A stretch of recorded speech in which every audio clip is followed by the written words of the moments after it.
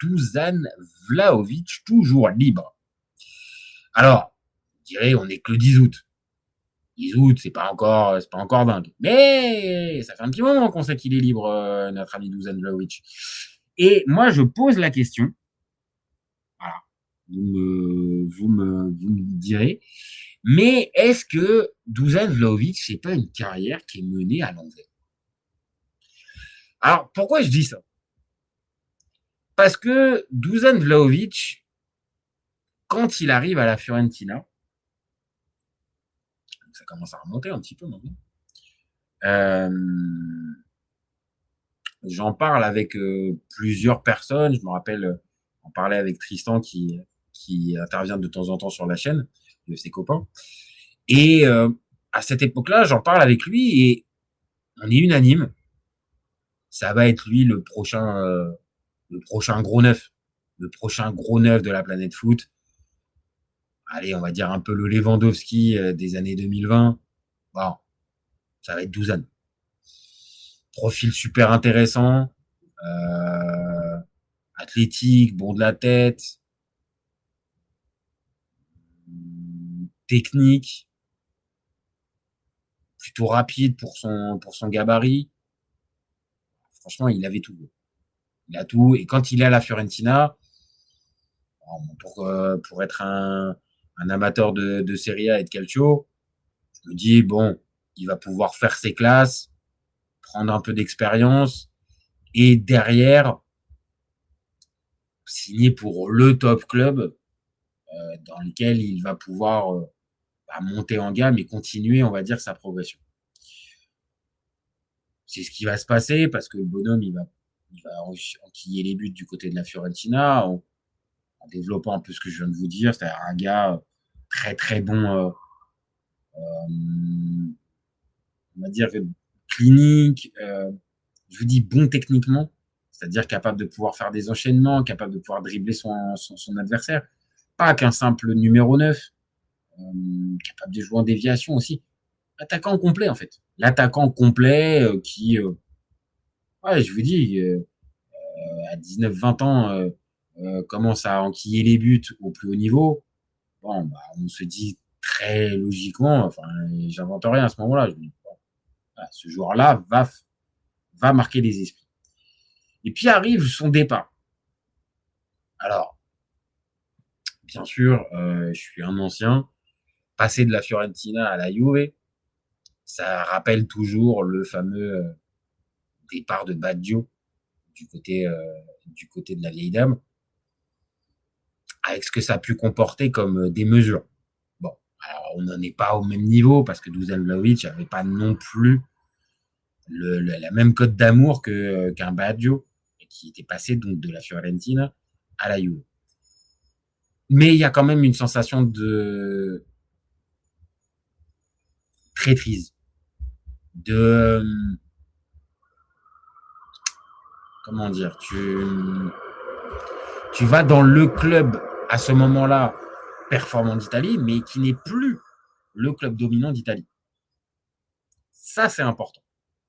C'est qu'attention, dans la réflexion de Vlahovic au moment de partir, la Juve n'est c'est pas Higuain qui part du Napoli, on saute sa clause, et tu passes du Napoli à la Juve qui remporte tout depuis déjà 3-4 ans.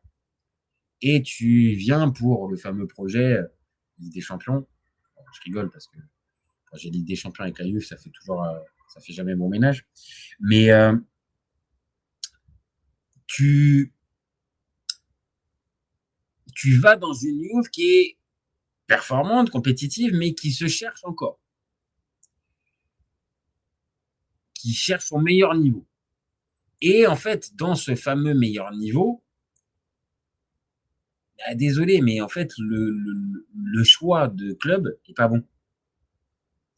Alors, peut-être que je vois ça d'un mauvais œil parce que j'aime pas la Juve et tout ça, mais très sérieusement, vraiment sans troll, partir à la Juve à ce moment-là, je pense que c'était pas le meilleur choix.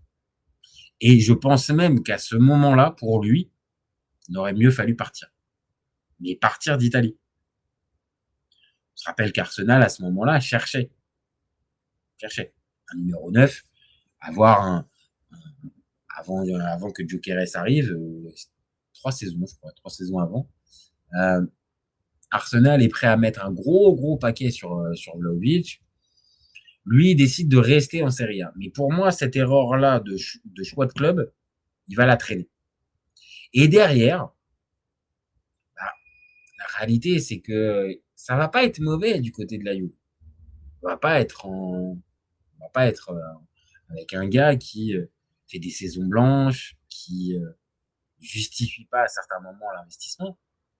Mais on va avoir un gars qui va avoir des petits problèmes de blessure, va avoir des petits problèmes de continuité parce que n'arrive pas à trouver la configuration tactique pour être bien mise en valeur.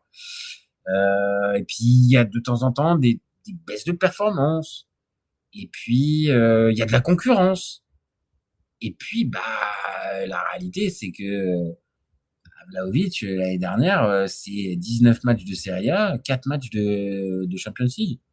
C'est 23 matchs. Alors oui, il y a 10 buts en 23 matchs. Donc, il nous met sa dizaine, toutes compétitions confondues. Mais pour moi, je suis désolé, mais on parle d'un gars qui a 26 ans. Hein. On parle d'un gars qui est dans la force de l'âge. Hein. Là, normalement, il doit enquiller les saisons pleines. Maintenant, s'ajoute à ça quoi? La fameuse situation contractuelle. Il a signé, quand il est arrivé, un énorme contrat avec la Juve, je sais plus si c'est 7 ou 8 millions d'euros par an, je ne veux pas dire de bêtises, donc je vais pas, mais c'est une grosse somme. Évidemment, la Juve, pour le prolonger, elle n'allait pas le prolonger à la même somme, parce que c'était la somme déboursée pour pouvoir le faire venir. Donc, je vous apprends pas le mercato, les copains. On a bien compris que pour le faire venir au moment où il est au plus haut, et derrière, si le joueur n'a pas confirmé les attentes, jamais de la vie, tu vas lui donner le même salaire, voire même tu vas l'augmenter. Donc, quand les offres de prolongation ont été soumises au clan Vlahovic, on fait comprendre très clairement, non, nous, ça ne nous intéresse pas. Nous, prolonger, pourquoi pas, mais alors par contre, à la baisse, non. Ça s'entend, c'est de la négociation, pourquoi pas. N'empêche que la réalité, c'est que Dusan Vlahovic, la Juve s'est peu à peu retiré des négos en mode, nous, on t'offre ça. Je ne pense pas, encore une fois, qu'ils sont partis avec un salaire à 1 million d'euros. Mais plus bas, peut-être avec une durée plus longue, pour essayer de lisser un peu tout ça, machin. Refus. Donc maintenant, ça fait plus d'1 an qu'on a compris que Vlahovic, il n'allait pas prolonger. La Juve, consciente de ça, qu'est-ce qu'elle se dit? Elle se dit, bon, l'été dernier, on va essayer de récupérer et de monnayer quelque chose sur Vlahovic. Donc, on a pendant tout l'été dernier des rumeurs avec le Milan. Ah oui, le Milan, il retrouverait Allegri. Alors ça, en plus, grand mystère. Je vous ai expliqué pendant des mois qu'il se faisait chier avec Allegri, désolé, hein, mais c'est ces termes. Il s'ennuyait particulièrement avec Allegri.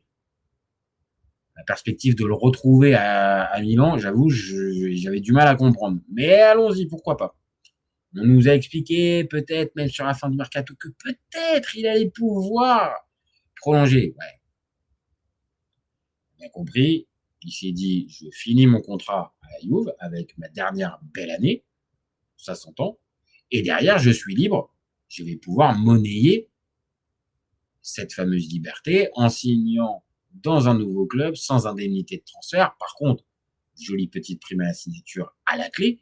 Et puis surtout, comme je suis libre, je vais pouvoir peut-être exiger le fameux salaire que je demandais à la Juve. Pour l'instant, les copains, je n'invente rien, hein, c'est ce qui s'est passé. Maintenant, ce qui se passe depuis la fin de la saison dernière avec la Juve, c'est que Dusan Vlahovic, les copains, je vous le dis, il n'y a pas d'offre. Alors, je ne dis pas qu'il n'y a pas de clubs qui sont arrivés. Hein. Ouh là là. Beaucoup de clubs sont arrivés, sont venus au renseignement, comme on dit. Ah oui, on prend contact avec l'agent, voyons, étudions la faisabilité d'un transfert. Mais sauf qu'on en arrive très vite à quoi, les copains? On en arrive très vite avec les exigences, elles sont très élevées. Et puis en plus de ces exigences-là, il y a le sportif. Évidemment, il sort de saison pointillée un peu avec la Juve, il a envie de se relancer, le garçon. Compréhensible, normal. Mais donc, Douzane, tu penses qu'avec la saison que tu viens de nous pondre, avec tes états de service, toi aussi, tu penses que quoi? Que le Real allait se mettre dessus? Tu pensais que le Barça allait se mettre sur toi? Alors peut-être que d'ici la fin du mercato, peut-être qu'on va avoir il va y avoir des prétendants. Mais par contre, si tu veux un salaire plus élevé que celui que tu avais avec la Juve, on va aller très clair, hein, mon Douzane. Hein. Va pas perdre ton temps, mon copain. Va pas perdre ton temps à essayer d'étudier des offres. Les seuls qui peuvent te payer ça, c'est les Qataris ou les Saoudiens. C'est les seuls. Et en 2026, c'est plutôt les Saoudiens plutôt que les Qataris. Mais sinon, il n'y a jamais personne. Là, je suis en train de voir. Tony Citron qui nous dit Vlahovic à 5 millions net, il y a du monde, pas à 10-15. Je vais résumer le tout. À 10-15, il n'y a personne. Ah, on prend les renseignements pour toi, Douzane. Ah, bien sûr. Ah, oui, oui. Et tu seras intéressé, et pas de problème. On peut même te payer le resto, même. Histoire de voir tes intentions. Mais là, clairement, si on est à 10-15, donc c'est au-dessus de ta valeur marchande, malgré le fait que le club qui va te recruter ne paiera pas d'indemnité de transfert, n'empêche que il va falloir payer et la prime à la signature, et dans ton cas, ça risque d'être élevé, et en plus, il va falloir s'accorder sur le salaire. Ne t'étonne pas qu'au 10 août, en tout cas, il n'y a personne, en tout cas de club très élevé. Hein. Parce qu'après, peut-être, hein, on ne sait pas, hein, peut-être qu'un Ipswich lui a proposé un contrat à 10 millions, mais que lui n'a pas envie d'y aller parce que Ipswich, bah oui, ça va être ça aussi.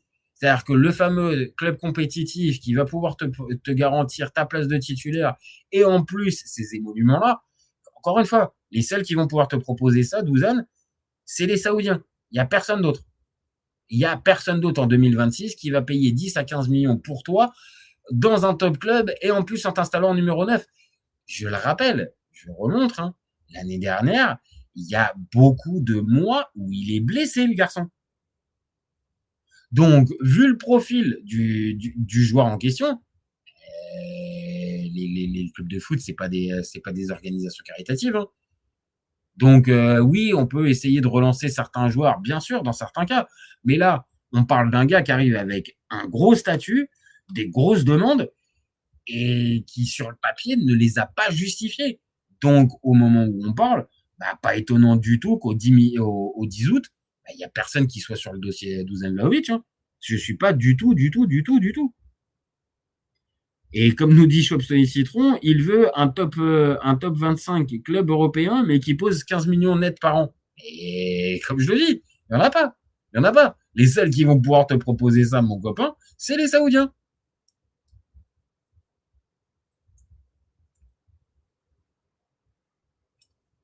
Alors peut-être, hein, c'est pas.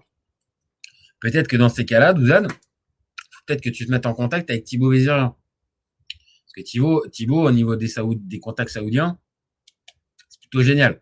Donc, Douzane, si tu as envie vraiment d'aller signer tes 10-15, prends contact avec Thibaut, demande-lui qu'il te fasse bénéficier de son réseau avec les Saoudiens. Mais sinon, si tu cherches un club européen, premier degré, c'est pas être méchant, mais tu les vaux pas, les 10-15. Les 10-15, tu les vaux pas. Voilà. Donc maintenant, il y a une part de bluff aussi dans le mercato. Donc, je le blâme pas et je blâme même pas à la limite les agents. Même si je trouve que dans ce genre de cas, je pense que tu vas pas dans l'intérêt du joueur que tu défends. Parce que à force de lui expliquer qu'en fait c'est le plus beau du monde et qu'en fait il mériterait d'avoir une considération extrême de la part de tous les clubs, je pense que tu lui fais plus de mal que de bien. Ça, après, ça, c'est un avis perso. Mais pour moi, voilà. Là, si on a la possibilité de pouvoir lui faire rentrer dans le crâne que tu as testé, tu as laissé pendant 1 mois et demi, 2 mois le mercato se faire, c'est pas venu, redescends d'ambition, sois plus raisonnable au niveau de ton salaire, Comme on l'a dit tout à l'heure, si tu t'arrêtes à 6-7, 6-7, c'est déjà pas mal. Un poil au-dessus de ce que tu vaux en 2026, et tu te contenteras de ça. Alors après, oui, évidemment, si la Juve t'avait proposé 6-7, t'as peut-être l'air d'un con à refuser la Juve, et puis peut-être d'aller prendre un club moyen en Angleterre pour aller. J'en sais rien. Mais maintenant, la réalité, c'est que tu t'es mis dans une situation où avec la Juve, c'est fini.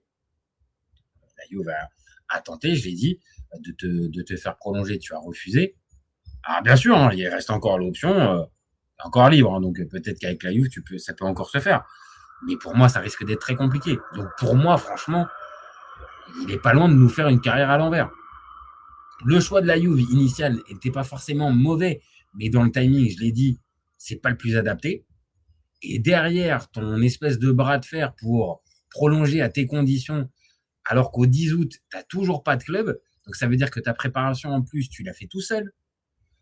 Les automatismes avec un club, tu les as pas non plus avec les coéquipiers non plus. Attention, je trouve que c'est risqué, je trouve, hein, à ce niveau-là, juste pour des histoires de salaire qui t'a pas été donné, je trouve ça con.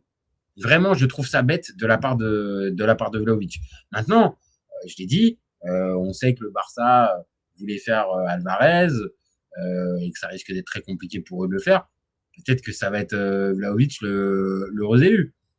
Mais moi, j'ai quand même des doutes. Et pour moi, oui, pour l'instant, c'est une carrière qui est menée à l'envers. Voilà.